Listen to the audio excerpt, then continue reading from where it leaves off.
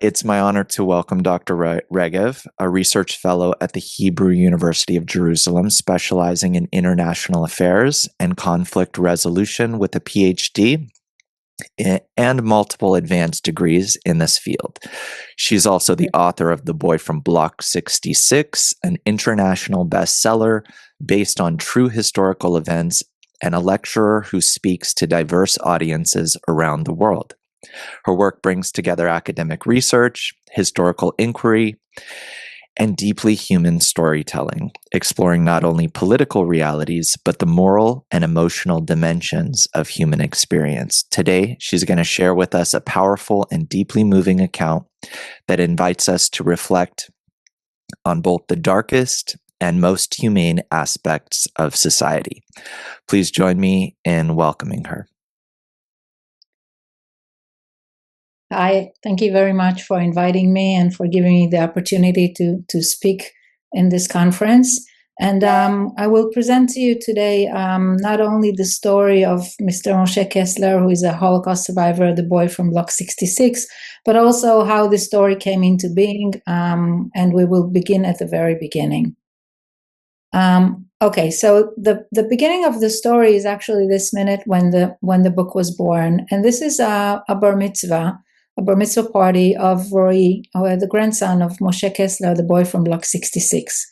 And Roy was one of the best friends of my son, Omer, and I was here at this minute when Moshe called Roy to give him books that survived the Holocaust. And this was a very emotional moment. And I walked up to Moshe after this event and told him that if he ever wanted to tell his story, it would be my honor to write it. I'm an academic researcher. I have never written a book. I've written a lot of academic essays, but somehow I was really motivated to do something meaningful to commemorate the Holocaust and document this story. Please go to the next slide. Thank you. So Moshe was really not sure that he would be able to go back to the past after so many years of silence. And what persuaded him to do that was actually memories from his own bar mitzvah, which was in 1943 in September, in a very different world than the one that he was now at with his grandson. Please pass forward. So Moshe was born here in Berehove, which later became Berkshire after Hungary conquered the area in 1939. And on the left picture, you can see the big synagogue of his hometown. It was very central. It was the center of the very vibrant Jewish community that was living there. And Moshe was really looking forward to the moment when he would be 13 years old and have his celebration in his bar mitzvah at that big synagogue. You can see from the map that his hometown was on the borderline close to Hungary. And in 1939, as I mentioned, because of the Munich Agreement, Hungary invades that part of Czechoslovakia, and Moshe's life begins changing. Please move to the next one. These are Moshe's parents and his little brother Arnold. They have a very happy childhood, and this was taken in 1940. Hungary's already conquered the area, but Moshe's life is still very much the same, and things begin to change gradually. Please forward. And you can see that his father, in 1942, he's drafted into the Hungarian battalion forces, fighting with Nazi Germany in the front. These are very dangerous tasks that were given to the Jews. Every man from 18 to 40 had to leave home and join the army to fight with Hungary. Please go forward. Thank you. This is Moshe at his bar mitzvah. It was a very sad moment for him, very different from what he expected and hoped that would happen when he turned 13. He was alone in the synagogue with his mom, and these memories that were triggered by his grandchildren's bar mitzvah were the actual reason why he agreed to sit with me and to document his story. So when you hear about what happened to him next, just imagine this young boy, 13 and a half years old. Please move forward. This is the last picture that the family took before being separated and being deported. His father was home for a very brief vacation from the military, and this is the last time they will be together until the end of the war. This is like the last souvenir that they would have of each other. Please go forward. In March 1944, Nazi Germany invades Hungary and invades Moshe's hometown as well. The Nazis are determined to send all 500,000 Jews, Hungarian Jews, to Auschwitz-Birkenau to exterminate them before they lose the war. It is already evident that Germany is going to lose the war, but they are still very determined to try and get all those Jews to Auschwitz. And so you can please move forward. In May 1944, 2 months later, Moshe's and his mother and his little brother are given the order to leave home, go to a temporary ghetto, and board a train, a cattle train that takes them directly to hell. Please move forward. This is the Auschwitz album, and all the pictures that you're about to see are authentic, real pictures that were found after the war. And so the only transport that was ever documented arriving into Birkenau is Moshe's transport. And so you can see that these pictures are completely real and historical. Please pass forward. This is the moment where Moshe arrives into Birkenau Death Factory. These are real pictures of his train, and that they are given the order to divide into two sections: men and women on one side, and women and children on one side, and the men on the other side. Please pass. You can see on the picture on the left a man with a uniform. These people saved a lot of young boys like Moshe. And they did that by going to them and telling them to leave the line of the women and children and move to the line of men, because they knew that if you were in the line of men, they could suspect you as a candidate for work and let you live. So Moshe, from that recommendation, passes very quickly to the line of men. Please pass forward. And you can see the young boy. It's not Moshe, it's another boy, but that's the way it was. He was standing there surrounded by many big men around him, all alone. And he did not know that was at the end of the line, there was waiting for him the decision whether he would live or die. Please pass. At the end of the line, this man is waiting for Moshe. His name is Dr. Mengele. I'm sure you all know his name. And he selects who gets to live and who is sent immediately to the gas chambers. Luckily, Moshe tells him that he's 16, following the recommendation of the man that saved him. And so he passes onward, and please pass forward. And he finds himself with the men that were selected to live, going to the process where he would lose his identity and become a number. He gets a uniform, striped uniform, and he's again all alone. The next day, please move forward. They're taken to Auschwitz, to the main camp from Birkenau, and with a famous inscription on the gate, Arbeit macht frei. And that's where something really good happens to Moshe. Please pass forward. Moshe meets a friend. His friend is Shani, who is the father of Mr. Ernest Itzkovich, who spoke just before I did.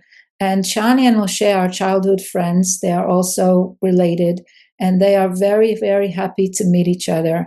And from that day forward, they will be together until the end of the war. Their consecutive numbers show how close they were. And these are two friends with two numbers and just one destiny.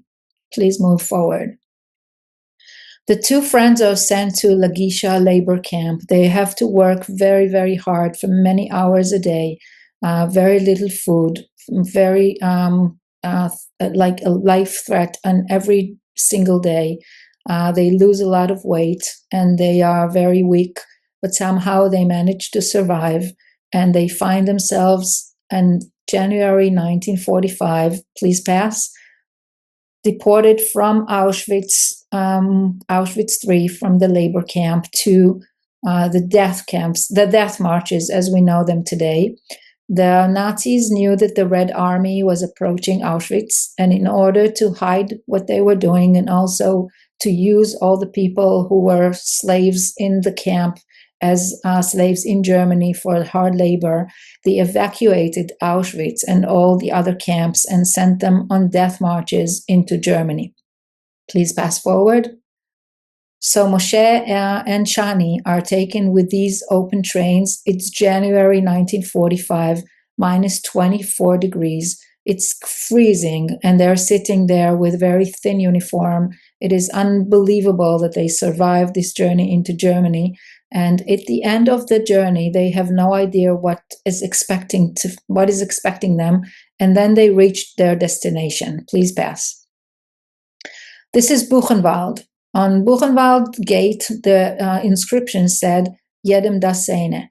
Jedem das seine means to each his own. Everyone gets what they deserve.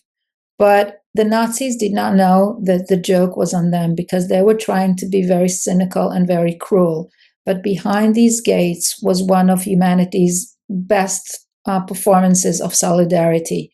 Thanks to this man on the right, Antonin Kalina. He was a prisoner, a political prisoner, not Jewish, and he was a member of the political underground, which in Buchenwald was determined to save all the Jewish children that were coming into the camp from the death marches. This is a very big and unknown story of World War II, and hopefully it will be known because I have just finished writing the story of Antonin Kalina, hopefully to be published this year. Please move forward. One of the most moving moments of Moshe in Block 66 was a prayer that he conducted together with Elie Wiesel. Elie Wiesel was also a child in Block 66. Antonin Kalina, the Czech shoemaker, saved the children by putting them together in a block, which was called Block 66. It was at the edge of the camp, and he protected them, doing everything in his power to save them with the assistance of the underground. The underground was formed from prisoners from all over Europe, and they all gathered together to save the children. Please pass. Thanks to Antonin Kalina and the underground, Moshe and Shani are alive on Liberation Day when the American army enters Buchenwald on April 11th, 1945. You can see in these very famous pictures from Buchenwald the two friends marching out of the camp for the first time. The first one is Moshe, and behind him is Shani, and they are two walking together with all the children to the SS barracks to recover and to gain their strength after the horrible time that they have suffered. Please move forward.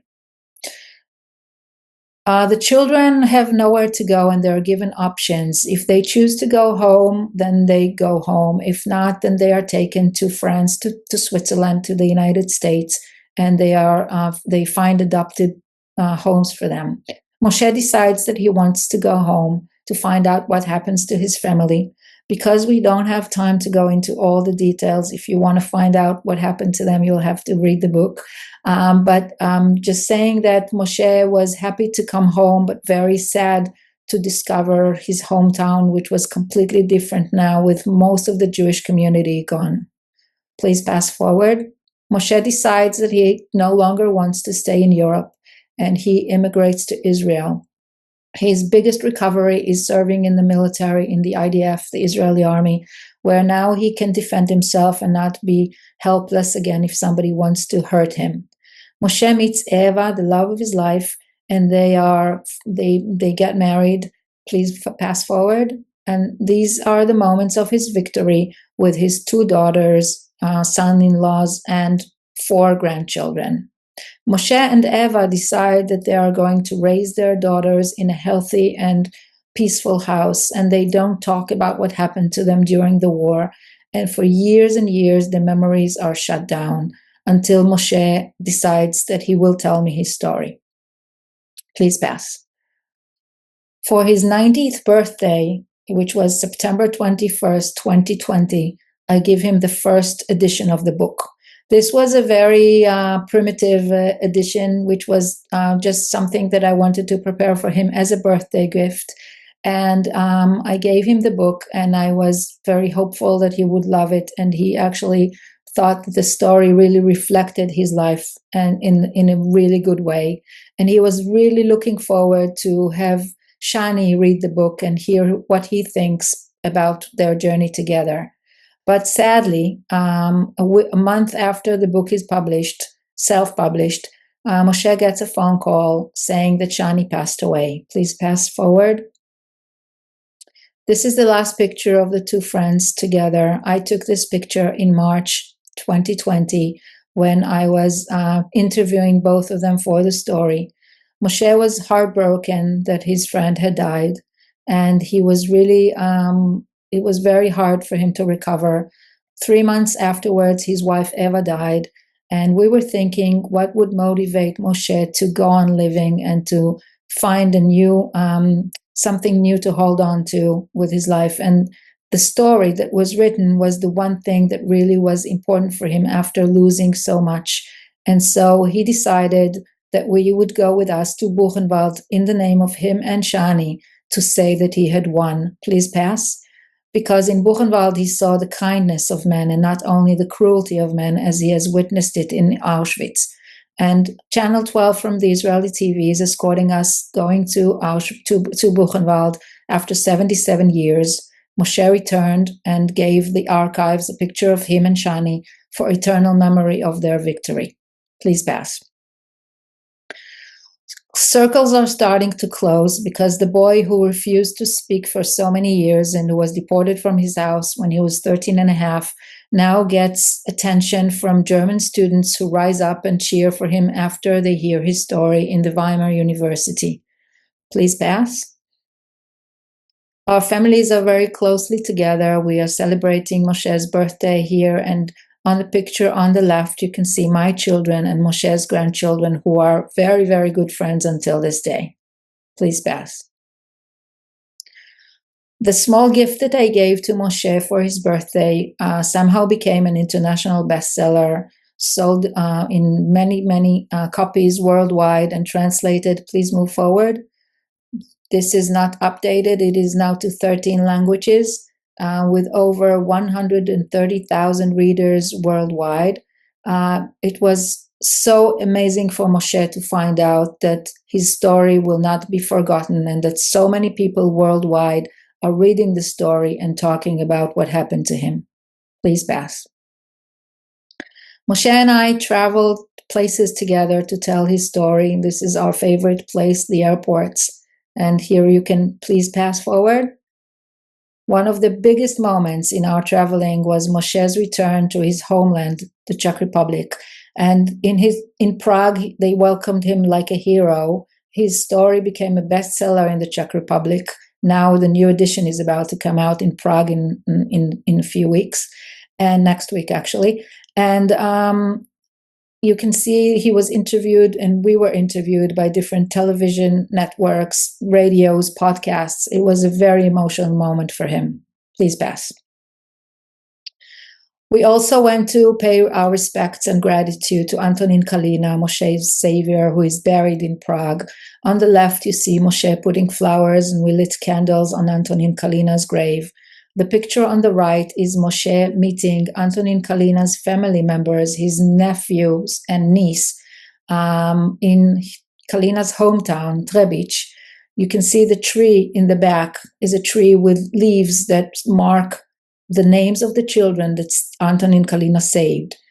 Their official number is 904, but we know that Antonin Kalina saved over 1,000 children, approximately 1,200 of them. We found the leaf with his name on that tree. Please pass. These are 3 generations of Moshe's family with one message that is very, very important. Whoever saves one life, it's as though he had saved the entire world. And Antonin Kalina saved so many more lives than one. He saved over 1,000. Please pass. These are 5 children from Block 66 in October 2023. And these are just 5 out of these 1,200. Please pass. The book also becomes a play. I went to see it in Florida in January 2025, and Moshe could not believe that some children American children, non-Jewish, were playing him, playing Shani, playing what happened to him, and the theater was full of people who were coming to see the show, and it was a very meaningful moment for Moshe and for me, of course. Please pass. Moshe's story became mandatory reading in some Israeli schools, and it is also taught in Arizona, in Texas, and in other places. I know because I'm getting letters from students, from teachers, saying that this is the first time that they actually understand what happened to Jewish boys in the Holocaust.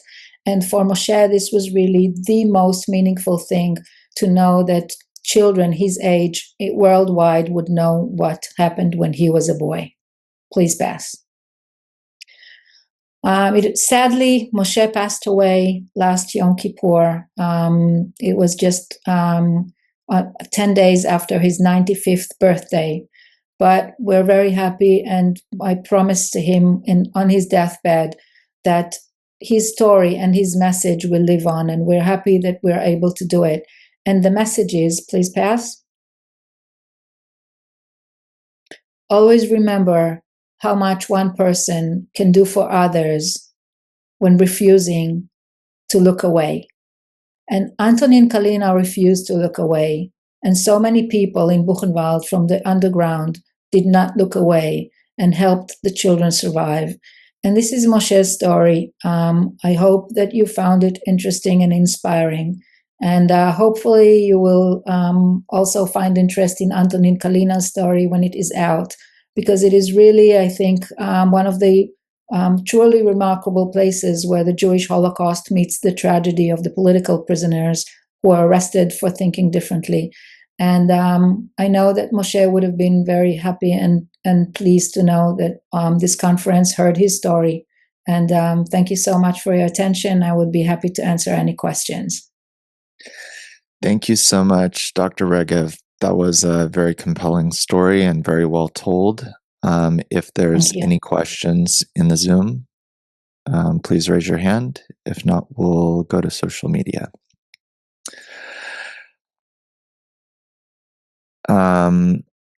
First of all, could I just ask, you had some pictures that looked like they were actually Moshe entering the camps. And I was wondering, I was surprised that, you were able to find that, first of all. Why was this so well documented, I guess, is my question.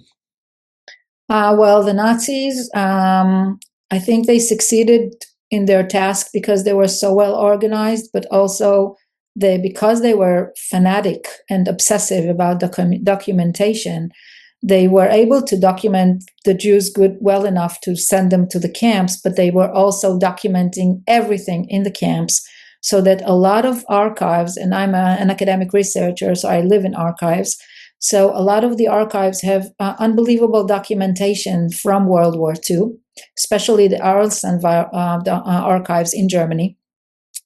And so regarding the question about the pictures, this was actually really accidental how I found this album, because the Auschwitz album was taken by two Nazi, I don't even know if they were officers. They were working in Birkenau, and they took cameras. I think somebody probably ordered them to document, because they would not have done it. The Nazis usually did not want any documentation of the extermination camps.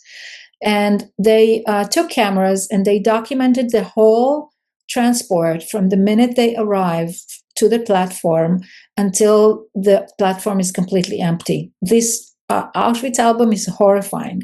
You can see people, there are children sitting in like a forest by the crematorium waiting to be called to the gas chambers. They're looking at the camera and they have no idea that they're going to be dead within an hour. It is really unbelievable that they actually filmed and pictured all these people just before they died. And so when I found this album, it was, by the way, discovered by a Jewish woman who survived the camps. And after she was taken to the Nazi barracks to to the SS barracks of her camp to recuperate from and to recover. And she was looking for clothes, and she opened a closet, and she found out this album. And when she opened it, she saw people who she knew. So she took it with her to the United States. And when Moshe saw these pictures, he saw people that he knew. I think he even recognized Shani's grandfather, grandfather from his hometown, and he recognized a cousin of him. And when I made the research a little bit deeper to see where the trains came from, it is documented that these trains came from his town. Wow, thank you. Dr. Pines, want to ask? Yes, I'm just wondering, in what way was the underground able to help the children? Were they able to smuggle in food or somehow divert the Nazis from? How did they manage to help them? Well, the Nazis did not want to manage the Jewish blocks because they were completely scared of typhus and other epidemics. The Nazis did not care about dirt and disease as long as it was not approaching them. So what they did is they appointed other people to manage the blocks. The other people were political prisoners. And so the one who asked to be appointed for the block manager or the block Ältester of Block 66 was Antonin Kalina, the shoemaker, the Czech shoemaker. And he actually protected the children with his own life. He did a lot of things to protect them. But even if you look at daily stuff, this was winter, the roof was leaking from snow. He went up to fix it for them. He tried to make sure that the food is divided equally so that the younger children will have an equal chance to survive. He made sure that he put a sign outside the block saying, typhus, beware. And so the SS did not come to the barracks to look for them. I'm now really in initial contact with Hollywood to have this done into a feature, because this story of the Buchenwald underground saving the children, the Jewish children, should be known worldwide. It is really unbelievable everything that they did. In Kalina's story, you can read all about it when it's published. Thank you. It's very important with everything going on today. Indeed. Thank you so much. Yes, absolutely. Yes. We have time for one more question. So, Dr. Alexandrova.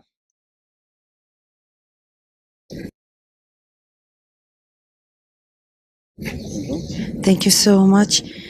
Dear Limor, thank you so much for sharing with us this incredible story. I have a question. Whether Moshe, being your friend, shared with you his internal intention, what made him alive while going through all those terrible moments? Well, it's a very good question, because when I wrote the story, I wrote a lot of Moshe's feelings and thoughts, even though he did not really go into that detailed description with me, because it was difficult for him. And I tried to read between the lines and tried to guess what he was trying to tell me without saying it.